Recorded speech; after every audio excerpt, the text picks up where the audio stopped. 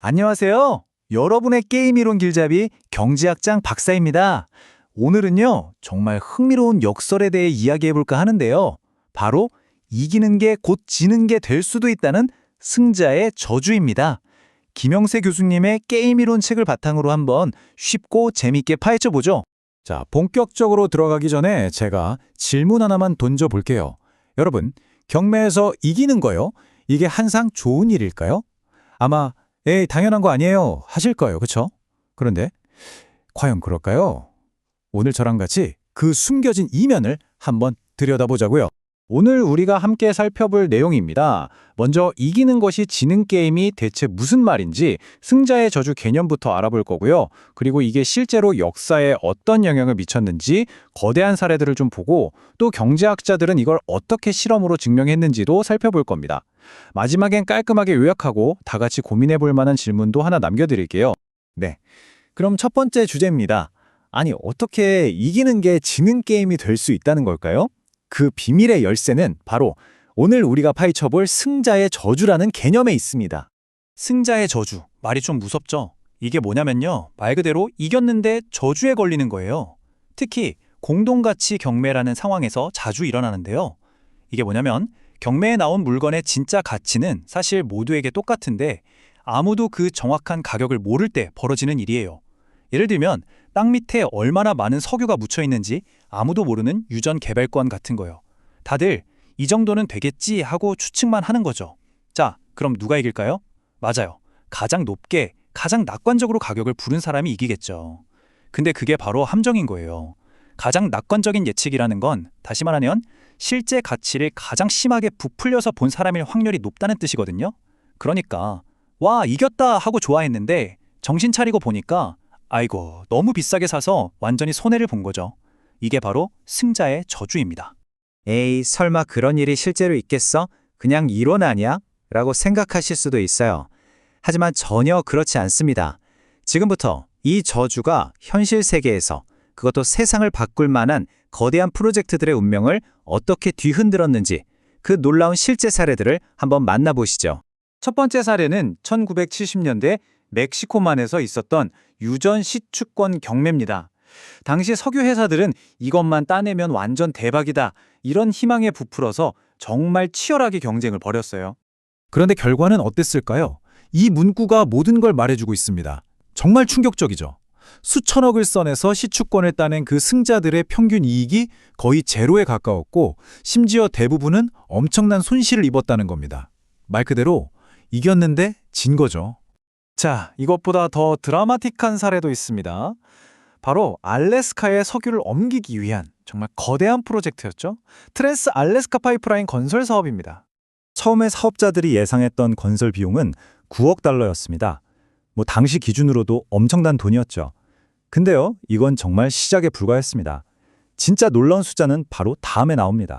불과 7년 만에 실제로 들어간 최종 비용이 무려 77억 달러로 불어났습니다. 계산해보면 거의 8배 가까이 뛴 거예요. 이게 바로 전형적인 승자의 저주입니다. 사업을 따내기 위해서 너무 낙관적으로 너무 낮은 비용을 써냈고 그 대가는 정말 혹독했던 거죠. 네, 저희가 오늘 이렇게 이야기 나누는 내용들은 그냥 지어낸 게 아니고요. 바로 김영세 교수님의 책에 실린 실제 경제학 연구들을 바탕으로 하고 있습니다. 방금 본 알래스카 파이프라인 사례처럼 현실에서 이 승자의 저주가 얼마나 강력하게 또 빈번하게 나타나는지 보여주는 생생한 증거들이죠. 이 저주가 먼 나라 얘기만은 아닙니다. 우리나라 경부 고속철도 사업비도요, 처음 예상했던 5조 8천억 원에서 무려 3배가 넘는 17조 6천억 원으로 불어났어요.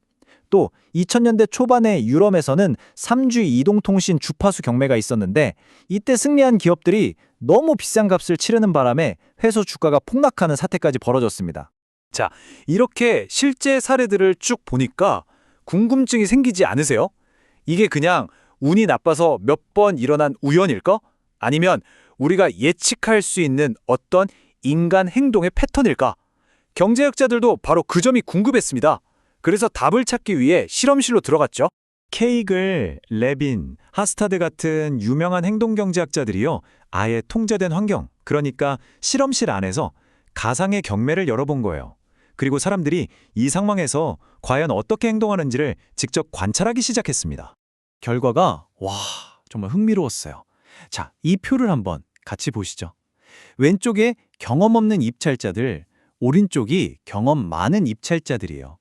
먼저 왼쪽을 보면 이분들은 물건의 실제 가치보다 평균 12%에서 많게는 20%나 더 높은 가격을 써냈어요. 자꾸 손해를 볼 수밖에 없죠. 그런데 오른쪽 경험자들은 어땠을까요? 이분들은 알았던 거예요. 아, 이 게임에는 승자의 저주라는 함정이 있구나. 그래서 자기가 생각한 가치보다 오히려 조금 더 낮게 입찰하는 전략을 배운 거죠. 바로 이 작은 차이가요, 결과적으로 엄청난 차이를 만들어냅니다. 이 그래프를 보시면 그 차이가 한눈에 딱 들어오죠. 경험이 없는 사람들은 무려 80%의 경매에서 손해를 봤어요. 5번 참여하면 4번은 손해를 본다는 거죠. 반면에 경험자들은 어때요? 그 비율이 36%까지 뚝 떨어집니다. 물론 여전히 손실을 보긴 하지만 그 비율이 절반 이하로 줄어든 거죠. 이건 우리에게 아주 중요한 메시지를 줍니다. 승자의 저주가 분명 강력한 함정이긴 하지만 경험과 학습을 통해서 충분히 피해갈 수 있다는 희망적인 이야기이기도 하죠.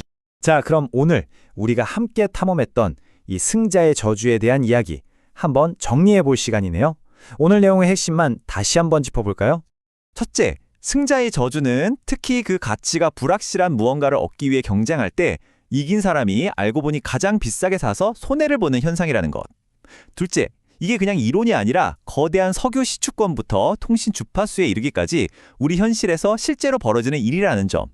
그리고 마지막으로 가장 중요한 거죠. 경험을 통해 그리고 학습을 통해 이 저주를 피하는 법을 배울 수 있다는 겁니다. 자, 이제 오늘 이야기를 마무리하면서 마지막으로 여러분께 질문 하나를 던져볼까 합니다. 우리가 오늘 다룬 건 경매라는 특수한 상황이었잖아요? 근데 한번 곰곰이 생각해보세요. 우리의 일상은 어떨까요? 치열한 경쟁을 뚫고 원하는 회사에 딱 합격했을 때, 혹은 정말 힘든 협상 끝에 마침내 계약을 따냈을 때, 우리가 이겼다라고 환호하는 그 모든 순간들 속에 어쩌면 우리 눈에는 보이지 않는 승자의 저주가 숨어 있는 건 아닐까요? 이 질문을 여러분께 남겨드리면서 오늘 이야기는 여기서 마치겠습니다. 지금까지 경제학장 박사였습니다. 감사합니다.